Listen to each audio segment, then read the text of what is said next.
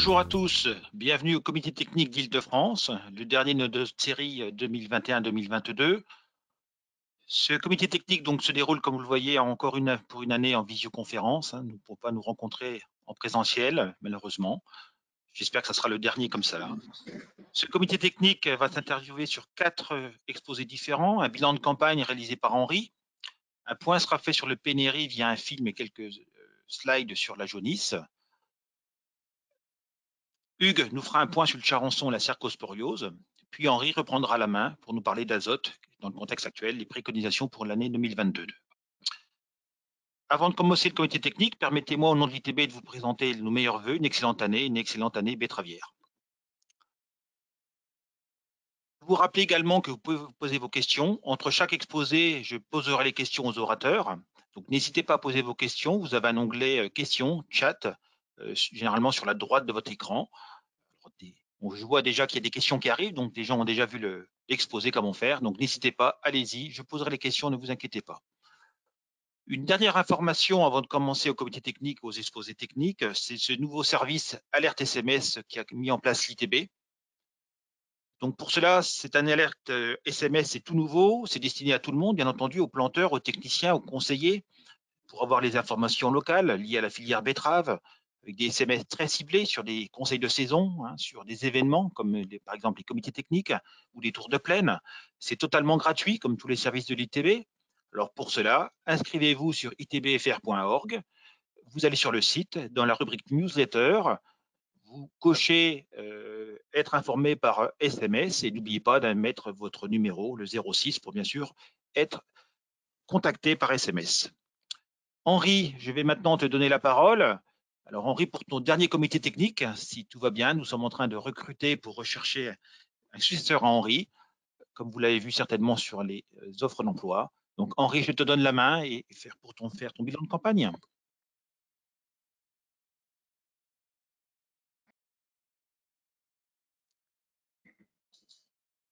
Tu peux activer ton son et ta caméra, parfait. Oui, bonjour à tous. En ce début d'année, permettez-moi également de vous présenter tous mes vœux, des vœux à la fois personnels et professionnels, en souhaitant que Dame Nature nous soit plus favorable par rapport notamment à 2021 et les années précédentes qui ont été très décevantes dans la plupart des situations, que ce soit des années climatiques très humides ou très sèches, voire avec de la jaunisse l'année dernière. Donc ce matin, je me propose de vous faire un bilan de la campagne 2021, un petit peu la rétrospective, en développant les points les plus importants pour lesquels nous avons des conseils à vous apporter. Donc en premier lieu, en partant des semis jusqu'à la récolte, pour rappel, les semis ont été extrêmement précoces, rapides, les premières levées très belles. Malheureusement, le gel du 6 avril a tout remis les choses à plat et a nécessité le resemis d'environ 30% des surfaces de la région, ce qui était du jamais vu. Au cours du printemps, les charançons sont réapparus. Ensuite, l'été a été humide, avec notamment beaucoup d'eau au cours du mois de juillet, qui a perturbé votre moisson, beaucoup d'eau qui a également procuré de l'asphyxie par endroits, notamment dans les sols de limon. La jaunisse est apparue dès fin juin, mais s'est développée faiblement et tardivement. Je vous présenterai tout à l'heure quelques informations sur le sujet. Enfin, la cercosporiose était présente tout l'été sous forme latente et ne s'est développée que très tardivement au retour de conditions plus favorables. Enfin, la pluie est revenue au mauvais moment, dès le début des arrachages, et la richesse a été malheureusement faible pour beaucoup de situations. Donc, un point sur les dates de semis en Île-de-France. Sur ce graphique, vous avez à gauche la moyenne des 5 dernières années. Donc, en bleu, c'est le début des semis. En rouge, fin des semis. Et enfin, la date moyenne qui est au milieu, signée en vert. Donc, moyenne 5 ans, 29 mars. Pour 2021, avant les resemis, bien sûr, on la semé très tôt, fin février, pardon. Dès le 28, les semoirs, quelques semoirs commençaient à sortir. Ça s'est terminé le 7 avril. pour une date moyenne du 23 mars. Donc, suite au ressemis, bien évidemment, le décalage a été très important, le temps de tout remettre en route. Sur la partie droite, donc ressemis du 8 avril au 29 avril pour une date moyenne du 19, ce qui nous donne pratiquement un mois d'écart entre semis et ressemis. Et naturellement, la conséquence directe, perte de durée de végétation, qui s'est traduit par globalement une perte de rendement de l'ordre de 10 à 15 tonnes pour ces situations. La situation du gel, sous forme de rappel, naturellement, c'était du jamais vu. Personne n'avait souvenir d'avoir eu une telle intensité à la fois dans la région et sur l'ensemble de la France. Certes, on pouvait avoir eu quelques années une situation, un fond de vallée, une parcelle particulière, mais à un tel niveau, non, du jamais vu. Donc, sur cette carte de l'Île-de-France, matérialisée, j'ai délimité 5 zones avec la température sous abri mesurée. La zone sud, sud-est, Gâtinais en remontant jusque dans la Bassée et le Provinois. C'est là où les pertes ont été les plus importantes, 60% des surfaces ressemées, parce que les températures étaient les plus faibles. Et puis en même temps, c'était des semis plus précoces dans des sols argilo-calcaires, plus sensibles au gel mécanique. Donc moins 4,6 sous abri, ce qui correspond en plaine à un moins 6, moins 7. Sur la partie sud-ouest, donc secteur Beauce, un petit peu moins froid avec des ressemis de l'ordre de 35 à 40% des surfaces. En remontant centre Seine-et-Marne, dans les Limons, un petit peu moins froid, mais également des semis plus tardifs, 10%. Et plus au nord, Coulommiers, Meaux, encore moins froid, entre guillemets, avec un moins 2,3 sous abri, 10 à 15% de ressemis. Et sur la partie limitrophe Val d'Oise, entre 5 et 10. Plus on est au nord, moins les dégâts sont impressionnants. Alors, il y a 2 photos pour illustrer le phénomène. La photo du bas représente une betterave avec du gel physiologique. Donc là, dans ces situations, le dégât était visible au bout de quelques heures et la décision de ressemer a été très rapide. Par contre, pour des situations avec du gel mécanique, tel que représenté sur la photo en haut à gauche, on avait des situations avec de nombreuses betteraves pincées à plus ou moins haute sur la tigelle, soit à ras terre, soit sous terre. Donc la difficulté pour estimer et évaluer les dégâts était de voir l'évolution de ces betteraves. Étaient-elles viables, oui ou non? Et dans la majorité des cas, malheureusement, elles ont régressé dans les jours qui ont suivi. Donc le délai a été un petit peu plus long pour prendre des décisions.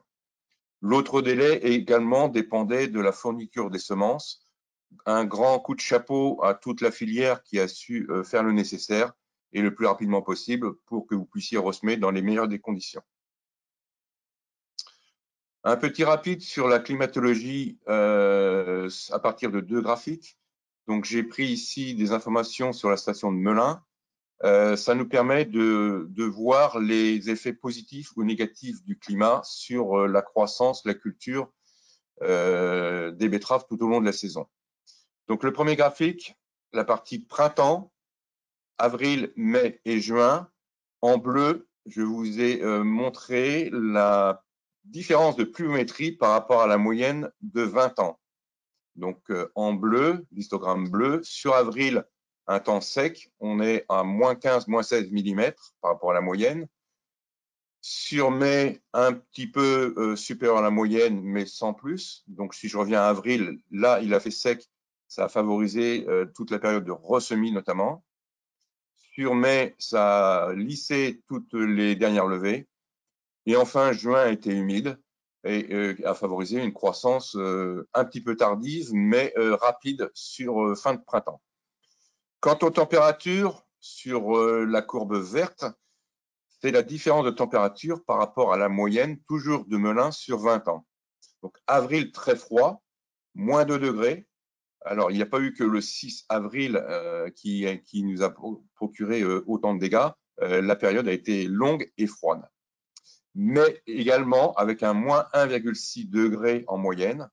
Mois de mai froid, croissance ralentie. Et enfin, c'est à partir du mois de juin que l'on voit un réchauffement très important avec un plus de degrés. Donc, je me répète, mais c'est vraiment à partir du mois de juin, à partir de la mi-juin, que les betteraves sont réellement atteint leur pleine croissance à partir de la couverture du sol. Pour la partie estivale, juillet, août et septembre, même type de présentation. Le mois de juillet a été humide. Alors, sur Melun, on n'est qu'à un plus 15 mm par rapport à la moyenne. C'est relativement faible, entre guillemets, si l'on se réfère à d'autres secteurs. Je pense notamment au secteur Nord-Île-de-France, où là, on pouvait avoir des pluviométries extrêmement importantes, en excès, voire problème d'asphyxie dans les betteraves, ou sur la région de Meaux, par exemple, on était à un plus 70 mm. Sur le mois d'août, plus sec, moins 15 mm, notamment en fin de cycle, en fin de mois, où là, on a eu un début de stress hydrique. Et enfin, septembre a été plus humide, notamment fin septembre, quand on a démarré nos arrachages. Côté température, également à signaler un été frais, donc juillet, on va dire moyen. Août, moins 1 degré, donc ça explique en grande partie le ralentissement de la cercosporiose qui a littéralement explosé au mois de septembre avec un plus 2 degrés. Un petit point jaunisse, au gré de mes déplacements, je fais des observations, des notations en tout genre. Et globalement, sur cette carte, je vous présente le pourcentage de jaunisse observé selon les secteurs. Alors, j'ai donné l'Île-de-France en 4 secteurs principaux. Si je commence le plus au sud à l'ouest, c'est là où il y avait plus de jaunisse. Alors, certes, c'est là où il y a eu plus de ressemis également dans la partie sud, sans NNI, en suivant la législation. Et là, on avait de la jaunisse entre 1 et 20% selon les parcelles, avec potentiellement quelques pertes économiques.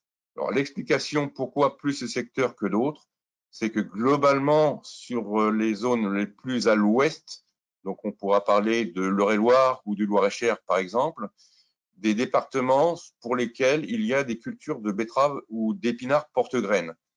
Donc ces parcelles sont implantées à l'automne et sont des foyers d'infection primaires. Les virus et les pucerons passent une partie de l'hiver dans les champs et au réchauffement du printemps, avec les vents porteurs, les pucerons disséminent la jaunisse dans les parcelles les plus proches en Île-de-France.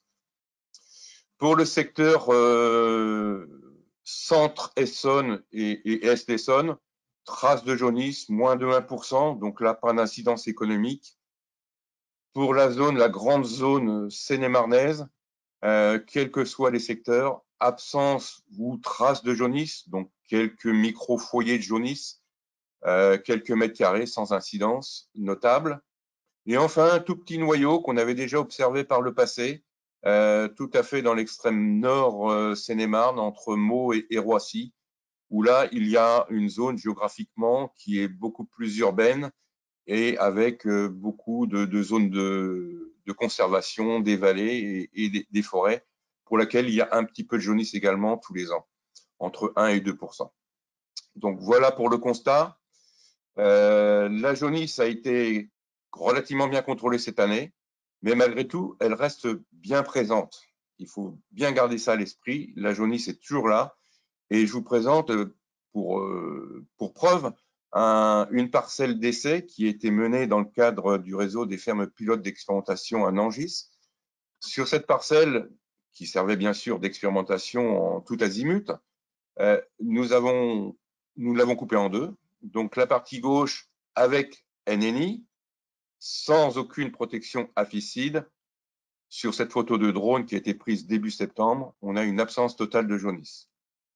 Sur la partie droite de la parcelle, une bande traitée en traitement de semences F8, sans aucun apicide volontairement, je le répète, à titre d'expérimentation. On voit les foyers de jaunisse, les ronds qui se dessinent au mois de septembre, qui sont disséminés un petit peu sur l'ensemble de la zone et qui s'arrêtent au rang près sur l'arrêt du semis et du traitement de semences. Donc, l'estimation visuelle nous donnait une jaunisse qui touchait 15 à 20% de la surface totale de cette partie de parcelle. À signaler également que dans le cadre de l'explantation, nous avions semé une bande tout à fait sur le côté droit, une bande de 6 mètres avec un mélange de diverses avoines et légumineuses dans le but de créer une zone refuge pour les auxiliaires et pour voir l'incidence par rapport à la culture. Globalement, même si le froid a pénalisé le développement de cette micro-parcelle, globalement, les fleurs sont arrivées au moment de l'arrivée des pucerons. Et sur la photo, on devine un petit effet jaunisse. Il y a moins de jaunisse en bordure du champ qu'en pénétrant à l'intérieur de la parcelle. Donc, c'est une piste que nous poursuivrons dans les années qui viennent. Des conseils pour 2022. La dérogation, naturellement, est espérée dans les jours qui viennent. S'il y a des questions, je pense que M. Lodina pourra y répondre tout à l'heure au niveau de l'actualité. Je vous encourage bien évidemment à commander vos graines avec un traitement de semences NNI dans la mesure du possible, sauf si vous avez des contraintes de rotation. Et là, le choix sera plus limité et vous serez contraint de faire une protection force 8 avec des relais pucerons. Alors naturellement, comme ça a été le cas en 2020 et 2021, l'outil alerte puceron, les notes d'information, les SMS vous guideront dans le suivi des pucerons, l'évolution des pucerons dans la région. Alors il y a des cartes qui vous sont présentées toutes les semaines, notamment qui sont issues du réseau du BSV. Donc une évolution et des traitements afficides, relais en végétation si nécessaire. Un petit point sur les maladies du feuillage. Hugues y reviendra tout à l'heure, mais je voulais simplement rappeler que globalement, cette pression cerco, on l'a pratiquement tous les ans. De plus en plus, cette année, globalement, on a eu conjonction de phénomènes. Le climat, j'en ai parlé tout à l'heure, mais le phénomène, beaucoup de variétés sensibles, avec une protection insuffisante, ont été récoltées tardivement, ce qui a provoqué, vous l'avez tous vu dans les champs, une explosion et des parcelles complètement grillées. Je signale, et Hugues reviendra sur le choix des variétés tolérantes tout à l'heure, de plus en plus de différences. Les sélectionneurs nous proposent du matériel très, très intéressant. Et à titre d'illustration, 2 photos issues de l'expérimentation de la région. Sur la photo de gauche, une parcelle d'essai qui a été traitée 3 fois au seuil, avec une protection renforcée par du cuivre au T2 notamment. Donc vous avez une parcelle tolérante de 3 rangs entourée de variétés très sensibles de 3 rangs également de part et d'autre. La différence saute aux yeux. Et enfin, sur la photo de droite, autre type d'expérimentation, il s'agit là de l'observatoire des maladies. Donc toutes les variétés sont semées côte à côte en grande bande et ne sont absolument pas traitées. Et donc on a sur cet exemple, sur la gauche, une variété très tolérante, sans fongicide, comparée à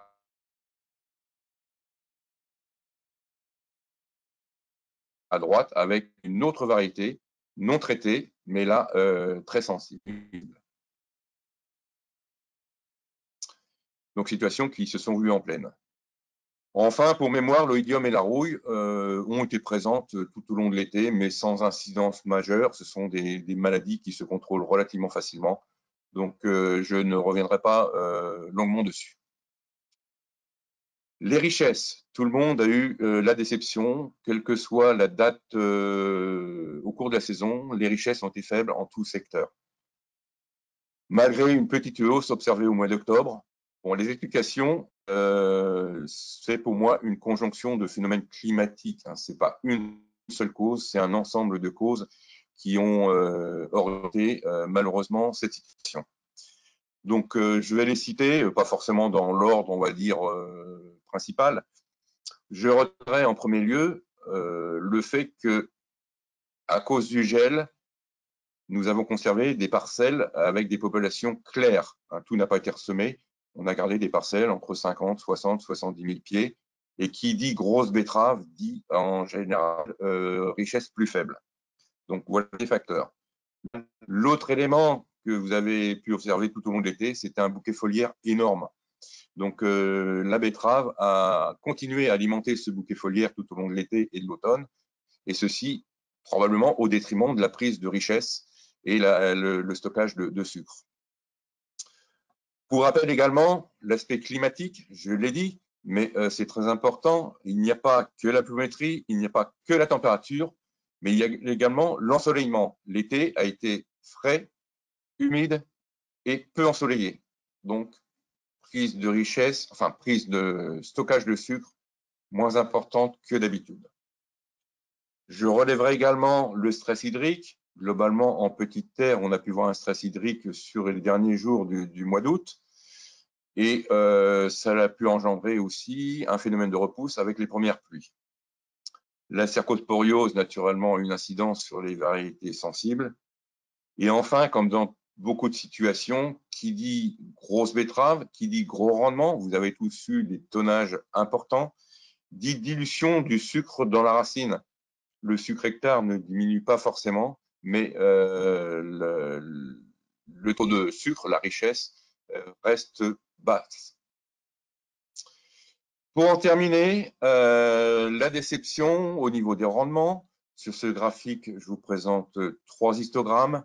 Donc l'année 2021 n'est pas tout à fait terminée puisqu'il reste quelques silos à partir dans les jours et semaines qui viennent, notamment sur les secteurs nord et est du département de Seine-et-Marne.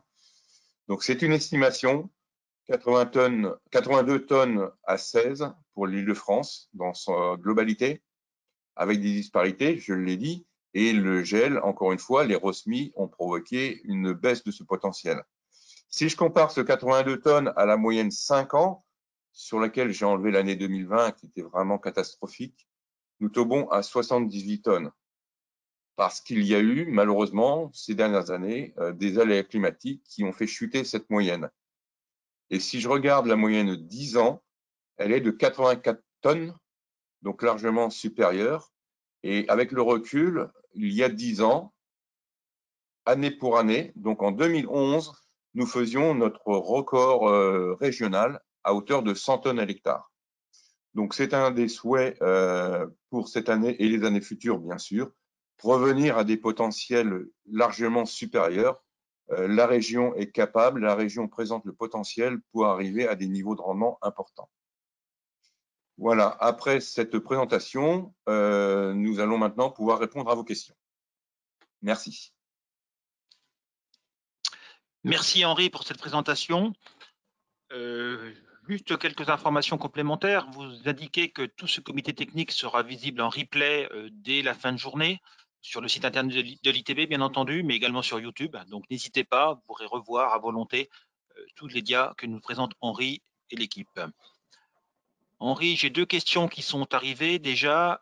Tu n'en as pas parlé, ça ne fait pas partie du thème d'aujourd'hui, mais on demande qu'est-ce que tu penses de l'appui, de l'apport de l'huile Actiland dans un désherbage? Alors oui, ce matin, compte tenu du temps disponible, on ne peut pas traiter tous les sujets et aller à fond sur tous les sujets. Donc il y a eu des choix qui ont été faits.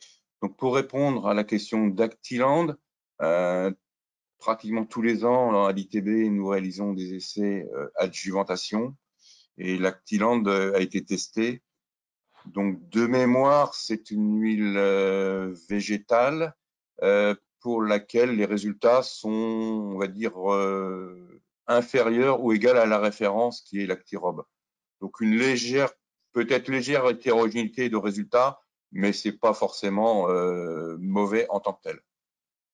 Voilà, je pense que j'étais.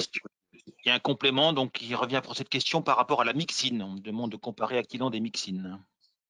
Alors la mixine ou l'Actirob, c'est la même chose. Donc je dirais mixine plus homogène en efficacité, légèrement plus homogène. Ensuite, on me pose une question sur les conservations de semences. Pendant combien de temps peut-on employer des semences de betterave sans risque? Il y a une personne qui me dit qu'il y a quelques doses en stock depuis 2 ans, donc savoir ce qu'on peut en faire, hein. Oula, 2 ans, c'est peut-être beaucoup. Bon, premier élément, et c'est le conseil habituel, lorsqu'on a un stock de semences, il faut le conserver dans un endroit isolé, tempéré et au sec. Donc, autant que faire se peut dans les boîtes d'origine, avec un suremballage plastique, par exemple. Noir, c'est encore mieux. Et en tout état de cause, faites un test. Les tests de germination sont possibles et sont gratuits en ce moment, donc n'hésitez pas à contacter votre correspondant habituel qui fera le nécessaire. Mais faites un test de germination avant de ressemer, surtout sur les betteraves de 2 ans, sur des graines de 2 ans. Merci Henri, tu étais complet dans ton bilan de campagne, donc pas de questions supplémentaires. On va pouvoir passer au second exposé on va parler un petit peu de Jonis. Jonis, tu en as parlé un petit peu. Quelques slides pour commencer avant de passer à un film sur le Pénéri.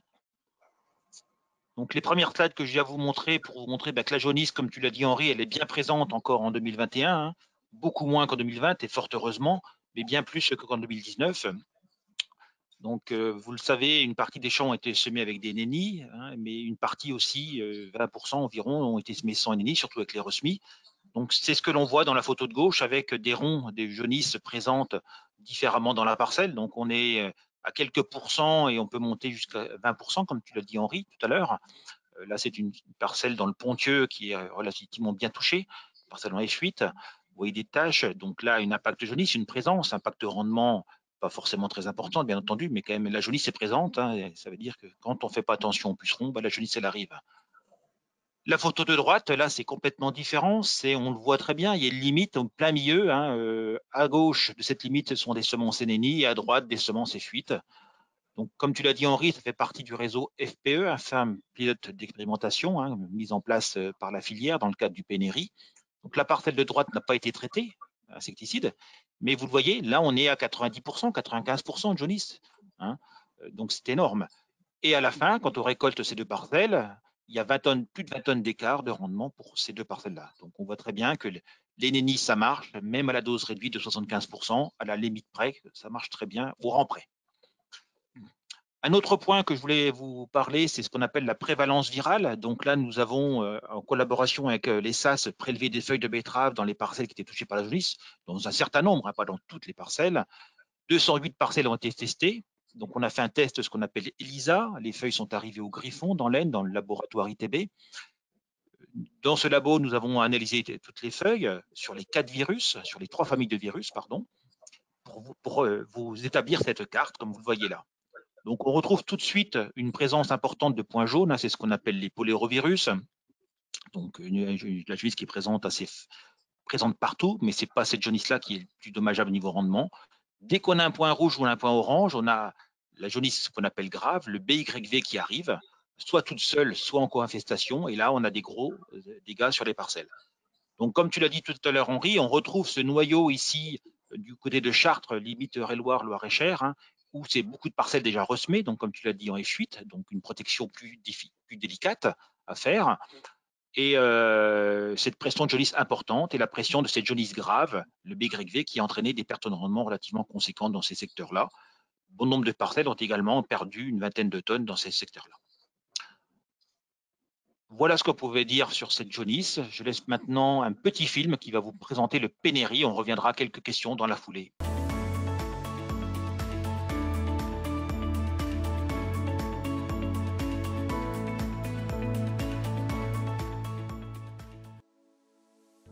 Qu'est-ce que le PNRI ? Le PNRI, c'est le Plan national de recherche et d'innovation pour trouver des moyens de lutte contre la jaunisse de la betterave à l'horizon 2024 et en remplacement des néonicotinoïdes. À un moment donné, il y a cette période de transition, ça prend du temps. Donc comment on fait pour aller le plus vite possible et comment on fait pour être le plus transparent possible? C'est également un programme de recherche dans lequel on teste beaucoup de solutions innovantes qui vont des variétés au biocontrôle à des solutions agronomiques, paysagères, qui au final devront être combinées pour aboutir à une solution suffisamment efficace. 4 axes de recherche ont été définis. amélioration de la compréhension de la situation sanitaire, identification et démonstration des solutions à l'échelle de la culture, identification et démonstration des solutions de régulation à l'échelle de l'environnement, des plantes, des cultures, et transition vers un modèle économique durable. De nombreux acteurs et partenaires et des moyens conséquents alloués aux recherches. Au total, 20 millions d'investissements dont 7 millions de financements publics. Un centre de recherche au Griffon avec un laboratoire et une serre pour travailler quelle que soit la saison, des élevages de pucerons virulifères et non virulifères, un réseau de 500 hectares de fermes pilotes d'expérimentation pour tester les solutions les plus prometteuses. Ces fermes pilotes d'expérimentation servent également de support pour d'autres études. Ces fermes sont le support d'analyse économique des solutions techniques testées. Pour affiner le positionnement des différents traitements appliqués en culture, les modèles de prédiction des vols de pucerons construits par les chercheurs d'INRAE seront utilisés. En termes d'outils, les chercheurs mettent également au point des méthodes de diagnostic viraux utilisables au champ pour mieux apprécier le risque. Ces fermes pilotes d'expérimentation sont coordonnées par l'ITB et les services agronomiques Tereos, Cristal Union et Saint-Louis Sucre. Quelles sont les réalisations de cette première année ? Pour réduire les populations de pucerons verts, plusieurs solutions ont été testées. L'efficacité de plusieurs types de bandes fleuries et de plantes compagnes, des graminées inoculées de champignons aux propriétés insecticides, des essais d'application d'œufs et de larves de chrysopes et des lâchers d'aphidius, plus de 30 modalités de produits de biocontrôle testés sous serre et au champ, des composés organiques volatiles répulsifs pour les pucerons et ou attractifs pour les auxiliaires, des recherches sur la protection des betteraves par l'inoculation de virus peu agressifs. La protection croisée, donc, c'est une méthode de lutte contre les virus qui peut s'assimiler à une vaccination de la plante. Nombreux sont les leviers ayant été expérimentés à travers les 21 projets retenus du PNRI. Les semenciers ont tous détecté de nouvelles sources de tolérance qu'ils transfèrent maintenant dans le matériel élite. La filière testera en parallèle l'utilisation de mélanges variétaux. La première année du PNRI a permis d'identifier les solutions les plus prometteuses. Dans les 2 prochaines années, les essais sur les solutions potentielles et leur faisabilité économique vont s'intensifier.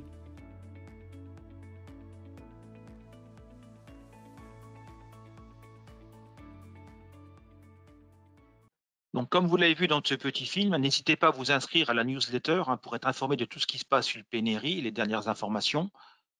Donc, j'ai profité de la présence de notre directeur Vincent Lodina et Henri, tu lui as posé une question tout à l'heure. Je dirais, qu'en est-il de la dérogation, Vincent, pour les semis 2022 ? Oui, bonjour à tous, bonne année. La dérogation, en fait, l'ITB est en charge de demander ces dérogations et nous avons donc déposé la dérogation pour l'usage des néonicotinoïdes le 19 novembre. C'est une dérogation que nous avons déposée auprès du ministère de l'Agriculture.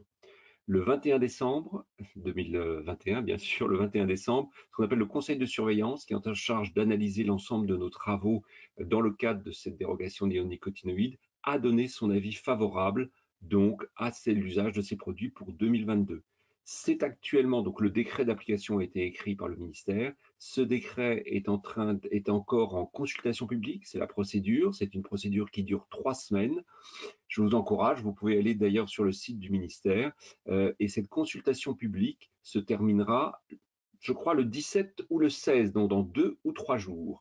Ensuite, les documents qui auront été, les réponses, les gens qui auront répondu à cette consultation publique, toutes leurs données seront analysées pendant une semaine, c'est un gros travail.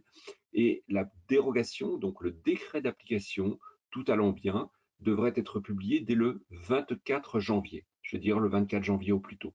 Donc, il y a une énorme probabilité aujourd'hui que le décret d'application soit donc opérationnel pour permettre l'enrobage de nos semences de betteraves pour cette année 2022. Donc, potentiellement une semaine d'avance par rapport à l'an dernier pour la dérogation. Tout à fait, oui. Oui, une semaine d'avance, oui. On avait parlé de mesures d'atténuation pour certaines cultures l'année dernière. Qu'en sont-elles? Sont-elles acceptées par l'ANSES? Non, il n'y a eu malheureusement pas eu d'évolution dans tous les dossiers, grâce à l'ensemble des dossiers que nous avons communiqués, ainsi que l'ensemble des autres instituts techniques, hein, puisque ça concernait plusieurs plantes, plusieurs types de cultures. Il n'y a pas eu de changement au niveau de l'ANSES et donc du ministère. Les contraintes qui sont liées à cette dérogation seront les mêmes en 2022 que celles en 2021. Il y a eu cependant quelques rajouts de plantes qui ne faisaient pas partie l'année dernière, qu'on a qualifié de plantes oubliées, notamment la betterave qui pourrait être bien sûr ressemée après des betteraves. Après des betteraves en N+1 quand même, N+2 Oui, pas oui, dans la oui. foulée. Oui. N+2, On avait N+3. oublié la betterave dans les successions culturelles.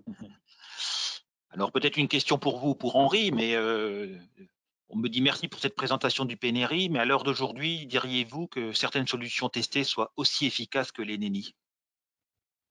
Alors c'est qui? C'est moi ou Henri? Comme vous voulez. Alors, je vais commencer par répondre. Les néonicotinoïdes étaient une solution efficace puisqu'on attaquait directement le vecteur des viroses, on attaquait le puceron. Et c'est un produit qui était très efficace et qui durait en plus pendant toute la période d'impact fort potentiel sur la betterave, on dit entre 90 et 75 jours. Aujourd'hui, nous n'avons pas de produit qui soit équivalent aux néonicotinoïdes. Donc c'est pour ça qu'on demande des dérogations et c'est pour ça qu'on devrait nous les accorder. Et on a 3 ans pour trouver des solutions. On travaille sur l'ensemble on vous l'a présenté, ça sera peut-être une combinaison de solutions, ça sera peut-être différents produits, alors ça sera peut-être des produits de biocontrôle, mais il y aura également un travail génétique qui est mené en parallèle et on compte bien sûr énormément sur un mixte produit, mode de culture et génétique. Merci Vincent, oui, donc à ce stade aujourd'hui, pas de solution aussi efficace que les NENI disponibles. D'où une dérogation, c'est logique. Voilà. Je vous remercie Vincent, on va passer à la suite de l'exposé, on va parler de l'Ixus, il me semble, et de Cercosporiose, et c'est eux qui prend le relais? Concernant le Lixus Gincy en Ile-de-France en 2021,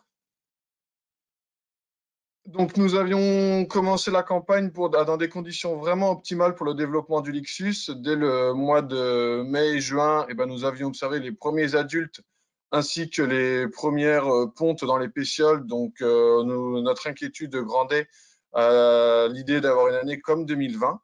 Sauf que au cours de l'été, notamment juillet-août, et les fortes précipitations qui ont entraîné un fort bouquet foliaire, nous avions vu des larves dans les pétioles, mais qui n'ont jamais pu coloniser les collets des betteraves.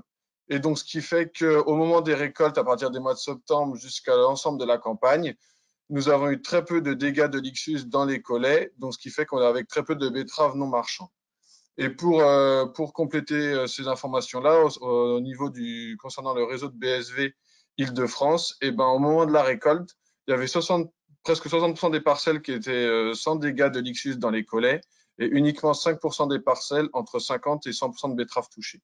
Donc nous partions avec une situation assez critique au début de la campagne, mais finalement très peu de dégâts à la récolte.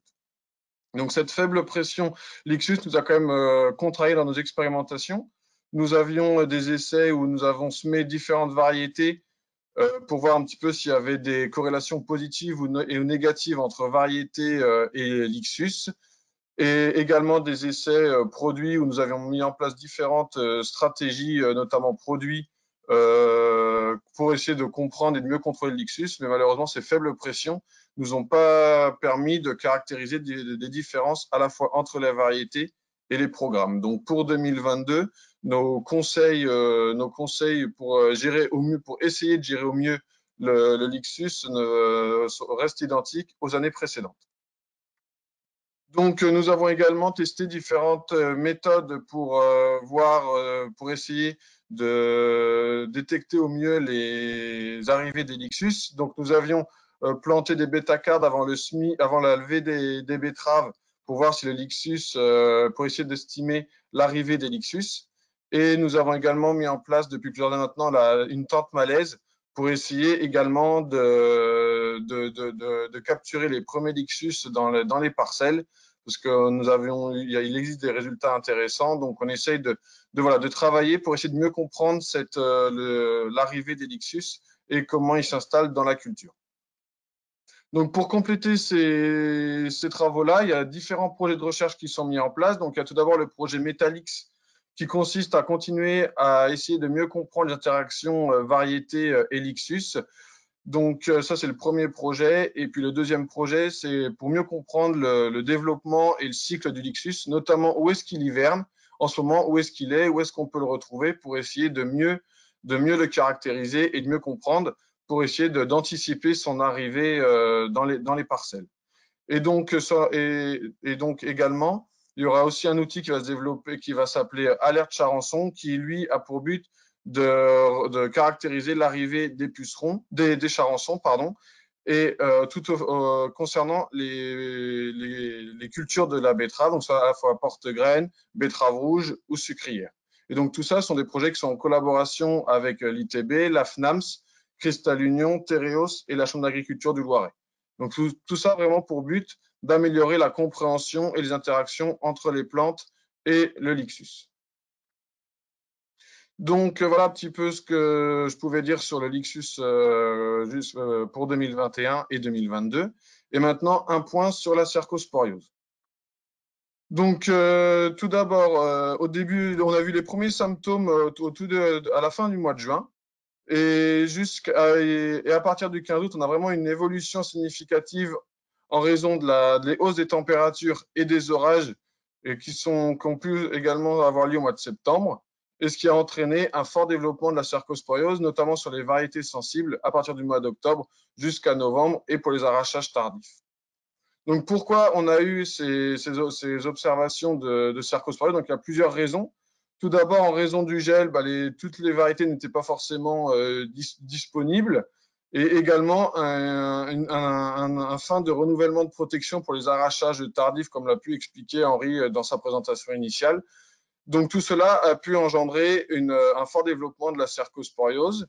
Et également, donc voilà, l'objectif maintenant, c'est comme vous pouvez voir sur la photo de droite, on a maintenant des variétés très sensibles, comme vous pouvez voir sur la partie de gauche, et des variétés très tolérantes sur la partie de droite. Donc le but, c'est vraiment de faire le switch entre les variétés de gauche pour passer sur des variétés de droite. En plus, le risque sur la variété de gauche qui est sensible à la cercosporiose, c'est de mettre de développement d'inoculum pour 2022 et donc de maintenir un fort risque pour 2022 concernant la gestion de la cercosporiose. Donc vraiment faire le choix de prendre des variétés tolérantes à la cercosporiose. Donc pour faire ce choix, ce qui est primordial, c'est de connaître les dates d'arrachage de vos parcelles. En effet, pour les récoltes de septembre, on peut se permettre d'utiliser des variétés dites sensibles. Ensuite, pour les récoltes, on va dire jusqu'au 15 octobre, il faut prendre des variétés peu sensibles. Et à partir des récoltes du 15 octobre, vraiment choisir des variétés tolérantes. Donc, pour avoir ces classifications de variétés sensibles, peu sensibles et tolérantes, je vous invite à consulter le site de l'ITB et également le betteravier français numéro 1137 dans lequel vous allez retrouver ce code couleur pour chacune des variétés. Donc, ce qui va vous permettre de mieux faire votre choix en fonction de vos dates d'arrachage. Donc, maintenant qu'on a choisi la variété, quels produits fongicides mettre en place? Donc là, vous avez le tableau de synthèse d'efficacité des produits par maladie. Donc, quand c'est en foncé, c'est l'efficacité du produit seul. Et la partie claire, c'est en complément avec du cuivre. Donc, on voit que sur l'ensemble des produits, lorsqu'on ajoute du cuivre, on a quand même un gain assez important d'efficacité lorsqu'on associe triazole et cuivre. Et à droite, vous avez le prix des programmes lorsque le produit est appliqué seul ou en association avec du cuivre R1SC. Un petit point réglementaire, il faut savoir que les produits à base de ciproconazole sont PPNU à partir du 31 mai 2022. Et concernant le cuivre, on a une demande de dérogation ou peut-être d'AMM pour le produit R1SC uniquement, parce que c'est le seul produit qui est autorisé à être appliqué sur la betterave. Et avec ce produit-là, il y a vraiment une assurance d'application et d'efficacité concernant d'autres cuivres qui, eux, peuvent entraîner des problèmes de bouchage, de pulvée, de sélectivité. On a vu aussi des problèmes de sélectivité avec différents cuivres non homologués. Donc voilà, c'est pour ça qu'il y a une demande de dérogation faite concernant le produit R1SC. Donc maintenant qu'on a notre variété, notre programme, quand est-ce qu'on peut essayer d'appliquer au bon moment, c'est l'application fongicide. Donc pour cela, vous pouvez retrouver sur le site de l'ITB la carte alerte maladie qui est mise à jour toutes les semaines grâce aux observations dans le cadre du BSV. Donc ça, c'est ce que vous pouvez retrouver sur le site de l'ITB. Vous avez aussi des notes d'information que nous publions régulièrement pour être informés de l'état sanitaire dans la région. Et enfin, comme l'a dit Ghislain en début de présentation, l'alerte SMS que nous pourrons nous envoyer si on voit que la situation est jugée nécessaire pour aller observer et déclencher éventuellement des protections fongicides. Je vous remercie de votre attention et je vous écoute pour les questions.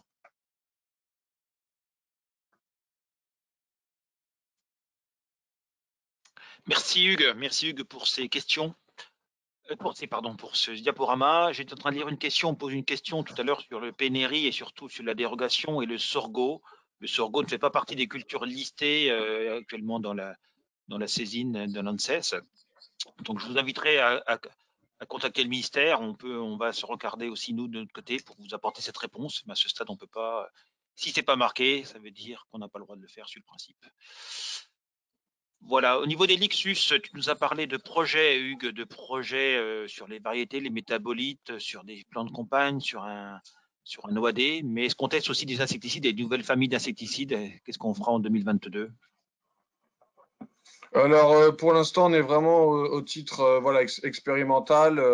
Malheureusement, pour ce qu'on a testé, il n'y a rien de très probant. Et puis, on sait que s'il y avait des solutions à venir, ça ne serait pas dans les années immédiates. Donc, pour l'instant, c'est vraiment à l'échelle de l'expérimentation, mais on est aux prémices quoi, pour le moment. Par rapport au cuivre, le cuivre, les Renessé et les autres produits, on me pose la question, est-ce qu'il faut le mettre en T1, le cuivre, en T2, en mélange avec un spiral, par exemple, à chaque fois? Alors, sur les variétés sensibles, l'apport du cuivre apporte vraiment un réel intérêt en complément des triazoles, parce qu'on sait que sur les variétés sensibles, dès que la cercosporose commence à se mettre en place, il est très difficile de la gérer. Donc, l'apport de cuivre est vraiment essentiel. Après, sur les variétés tolérantes, comme elles ont, grâce à leur tolérance, on a un peu plus de souplesse quant à l'utilisation du cuivre. On peut se permettre même des fois d'alterner soit une triazole ou un cuivre. Mais voilà, maintenant, on commence à plus avoir du recul et sur des variétés tolérantes qui en plus ont des productivités tout à fait remarquables maintenant grâce aux sélectionneurs. On peut se permettre maintenant d'être un petit peu plus souple quant à l'utilisation du cuivre sur les variétés tolérantes. Justement, on me pose une question sur le programme type, je dirais, spirale, tabale, passerelle. Comment tu vois ça? S'il y a un ordre à privilégier pour le T1, privilégier le spiral ou le tabale passerelle? Alors, souvent, voilà, nous, on préconise de faire le T1 avec du spiral. Après, voilà, faire le T2 avec timbale passerelle. Et puis, éventuellement, un T3 si nécessaire, revenir avec du spiral, toujours avec les contraintes aussi. Si on est en sol drainé, on a droit qu'à une seule application de spiral à 0,9. Donc voilà, il y a aussi tous ces points réglementaires qu'il faut tenir compte, mais la base c'est plutôt spirale, après timbale passerelle. La combinaison des deux est mieux que les deux séparés, et finir par un spiral s'il y a besoin de faire un T3. Merci Hugues, et puis je vais pouvoir donner la réponse au sorgho, parce que c'est pas le ministère qui m'a appelé, mais un collègue qui a relu tout ça vient de me dire que le sorgho c'est possible en N+3, après betterave traité NNI. Voilà. Merci à toi Hugues, et donc on redonne la main à Henri pour qu'il nous parle d'azote. Bonjour, merci. Oui, alors dernière intervention de la matinée. Pour répondre aux questions nombreuses qui nous sont posées depuis quelques semaines, voire quelques mois maintenant, dans le contexte économique actuel, est-il possible de réduire les doses de fertilisation azotée pour la culture de betterave? Donc, pour étayer la réponse, l'ITB a regardé ce qui était mesuré dans les essais, donc l'impact de la réduction d'une dose de moins 40 unités par rapport à la dose conseillée. C'est issu d'une synthèse d'essais de 98 essais durant les années 2013 et 2021, donc la base est importante. Ces essais ont été subdivisés en 4 catégories selon leur dose conseillée. Donc, sur le graphique, si la dose conseillée est supérieure à 100 unités, la perte de rendement estimée pour la baisse de 40 unités est d'environ 1,3%. Pour une DC de 80 unités, la perte est potentiellement de moins 3%.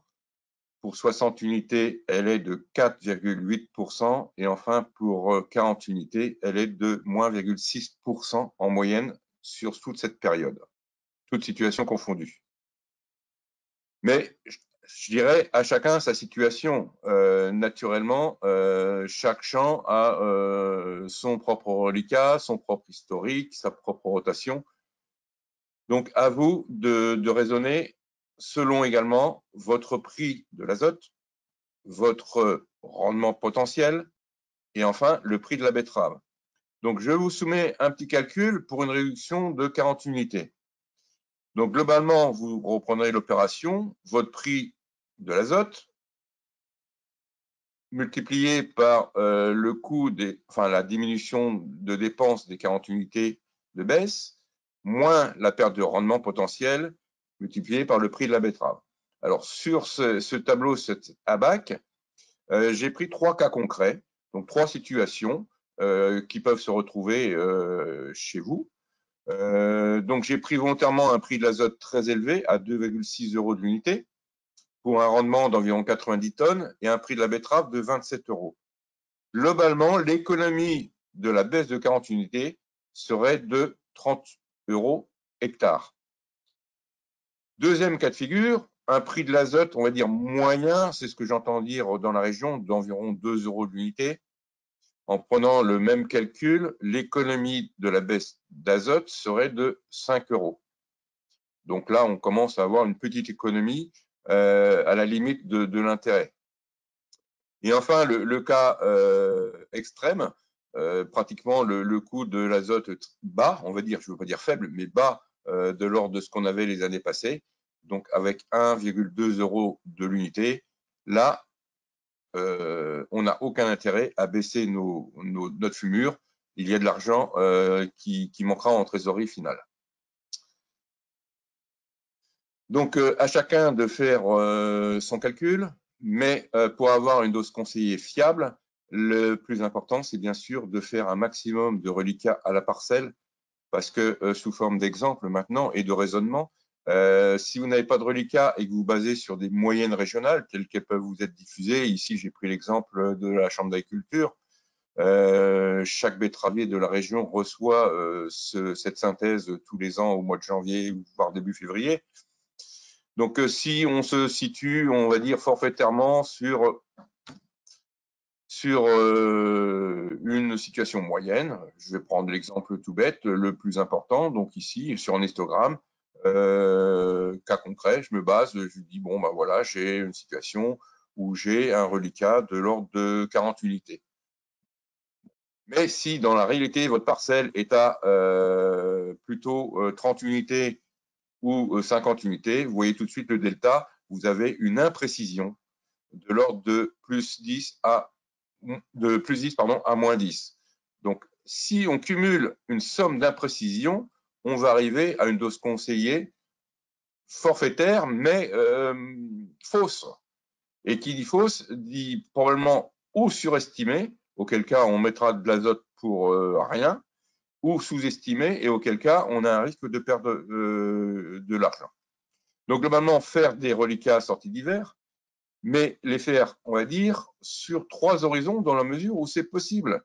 N'oubliez pas que si on va regarder ce qui se passe au fond, dans les sols profonds, il y a en général un stock de 15-20 unités disponibles pour les betteraves qui n'est pas toujours pris en compte dans un reliquat supérieur. Donc, allez bien à 90, avec un quad, ce n'est pas un problème, n'hésitez pas. Et là, vous verrez, surtout dans un contexte climatique humide comme aujourd'hui, l'azote risque d'être dans le fond, donc la betterave sera capable d'aller le chercher. Autre élément de réflexion, surtout bien remplir la fiche d'enquête qui sera jointe au reliquat. Je me répète, mais toute imprécision, que ce soit sur le type de sol, sur l'analyse de sol, sur les apports organiques amènera forcément des variabilités du conseil. Donc 10, 20, 30 unités par élément imprécis. Vous imaginez tout de suite la conséquence sur la dose conseillée. Donc soyez précis. Et enfin, pour terminer, un dernier moyen pour faire des économies d'engrais azotés, c'est pas nouveau. Ce n'est pas un retour aux sources, c'est juste pour préciser que on localise beaucoup l'azote en Île-de-France.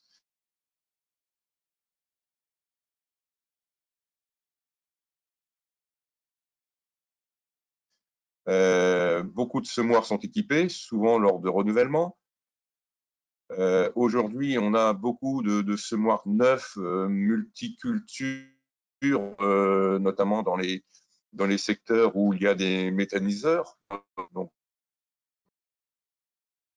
des semoirs polyvalents qui enfouissent de l'azote ou tout type d'engrais, que ce soit du solide ou du liquide. Donc n'hésitez pas à utiliser ces appareils. Les résultats des essais relativement récents. Donc en vert, vous avez l'écart de rendement entre l'azote localisé et l'azote généralisé, sachant que l'ADC localisé prend en compte l'éventuelle perte de volatilisation qui peut se propager. Donc le rendement net racine plus 1,5 tonnes. Avec un petit bémol sur la richesse, moins 1,5 à moins 2 dixièmes. Mais au final, en productivité, en poids-valeur, on observe un gain en moyenne sur l'ensemble des essais de l'ordre de 1,4 tonne. Donc cette tonne 4 peut être due en partie à l'amélioration de la structure du sol, puisque comme il n'y a aucun apport aucun passage de traces de roue sur le labour, on ménage la structure du sol avant préparation et avant semis. Voilà, donc à retenir, naturellement, chacun cette situation, soignez vos reliquats. La réduction donc est possible et envisageable, surtout pour des doses conseillées élevées. Plus elles seront élevées, plus on pourra abaisser sa dose. Ne surtout pas faire d'impasse brutale, systématique, naturellement. C'est prendre quand même des risques importants vis-à-vis du rendement. Bien sûr, sauf si votre dose conseillée, dès le départ, est égale à 0. Et enfin, localiser la dose au SMI, c'est une efficience améliorée et des économies au bout de chaîne. Je vous remercie. Merci Henri. On a encore eu quelques petits soucis de réseau, ça saccadait par moment. J'espère que vous avez tous bien pu entendre ce que nous a dit Henri. Vous le verrez en replay, même si ça sera aussi saccadé dans le replay, mais ça sera peut-être plus simple pour tout bien comprendre. Nous sommes désolés de ces problèmes. Henri, la localisation fait apparaître une première question qui me dit quelle forme d'azote à localiser, du liquide, du solide, ou peu importe. Qu'est-ce qu'il faut privilégier? Alors, liquide ou solide, c'est une question de technique et de matériel. L'efficacité, l'efficience sera la même. On n'a jamais mis en évidence une différence entre les deux techniques. N'oubliez pas qu'il faut bien mettre l'azote à côté du rayon, 7-10 cm à côté. Voilà. Et au niveau forme d'azote, un petit rappel par rapport à la forme solide. Si vous localisez de l'urée par rapport à de l'ammonitrate, par exemple, l'urée est quand même plus agressif et il ne faut pas hésiter à la mettre loin du rayon. Pour des questions de sélectivité. Peut-on mettre autre chose que de l'azote en localisé, des autres éléments fertilisants? Alors oui, ça a été testé. Techniquement, je pense à du phosphore, c'est des pratiques qui se font sur d'autres cultures, par exemple, des biostimulants ou tout autre produit. Ça a été testé, mais pas de résultat probant. La betterave n'a pas de besoin spécifique, notamment dans ses premières semaines de croissance, et ça n'améliore pas les choses. Donc, pas d'intérêt technique. Est-ce qu'il y a une dose maximum que l'on ne puisse pas localiser? À quelle dose maximum doit-on s'arrêter la localisation? Bon, quelle que soit la dose conseillée, on a toujours dit jamais plus de 160. Après, techniquement, ça reste des situations très rares. J'ai déjà vu des doses localisées proches de 100 unités, 120 unités, sans souci particulier. Bon, après, le fait d'apporter des quantités importantes peut être un frein au chantier, à la vitesse d'avancement du chantier, parce qu'il faut approvisionner plus souvent. Donc, si vous émettez une dose forte, partagez les risques. Une petite partie au semis et puis un solde en végétation lorsque les betteraves sont levées en couverture, par exemple. On me parle de fractionnement. Que penses-tu du fractionnement? Peut-on fractionner l'azote, les apports d'azote en betterave? Alors, le fractionnement est possible, voire conseillé en condition de dose conseillée élevée. Donc, on peut envisager une 2/3, on va dire, si on, je prends un exemple, hein, une DC 250. On pourra mettre 100 unités sur le labour au moment du semis et puis envisager un apport complémentaire d'une 50 unités sous forme solide sur des betteraves en fin de levée jusqu'à 2 feuilles, 4 feuilles à maximum. Mais bien évidemment, plus l'apport est tardif, plus le risque de sécheresse existe, que l'engrais ne soit pas à disposition des racines et que la betterave puisse à un moment donné avoir une légère faim d'azote. Donc le fractionnement est possible, mais n'est intéressant que si la dose conseillée est très élevée. Merci Henri. Sur ce sujet, j'ai épuisé les questions, mais il y a une question qui est arrivée sur le rhizoctone violet, donc on n'en a pas parlé ce matin. Mais y a-t-il des nouvelles solutions? Est-ce que les voies génétiques sont présentes, disponibles pour lutter contre le rhizoctone violet? Alors c'est un sujet également qui revient régulièrement. Tous les ans, des explantations sont mises en place et tous les ans, on teste des variétés, des hybrides qui nous sont confiés par les semenciers. On teste également quelques produits. Notamment des produits qui peuvent être apportés sous le sol, voire enfouis. Malheureusement, les résultats enregistrés ne sont pas à la hauteur de nos attentes. Il y a quelques résultats intéressants, mais loin d'arriver à une situation où on puisse vous conseiller une technique particulière. Donc la recherche continue, mais pas de solution correcte à ce jour. Merci Henri, je vais avoir épuisé les questions. Nous sommes plus de 80 à ce comité technique, donc une bonne participation. Je vais redonner la parole à Vincent Lodina qui va nous faire un petit message avant de clôturer cette matinée de travail. Bonjour, bonjour, rebonjour. Alors, il y a des étapes dans la vie des sociétés, dans les vies des personnes que l'on doit célébrer. Malheureusement, on a le Covid, et si nous n'avions pas eu le Covid, on serait déjà peut-être tous ensemble autour d'Henri, puisque j'ai bien entendu, et je le sais, que c'est son dernier comité technique. Ça ne veut pas dire qu'il quitte aujourd'hui l'ITB, mais ça sera son dernier comité technique. Donc, on aurait eu un pot, on aurait pu vous dire merci Henri ensemble. Donc, je profite de cette petite minute qu'on me donne pour vous remercier sincèrement pour le travail que vous avez réalisé au sein de l'ITB.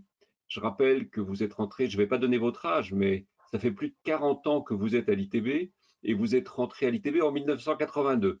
Donc, vous avez connu quand même énormément d'évolutions au sein de la betterave.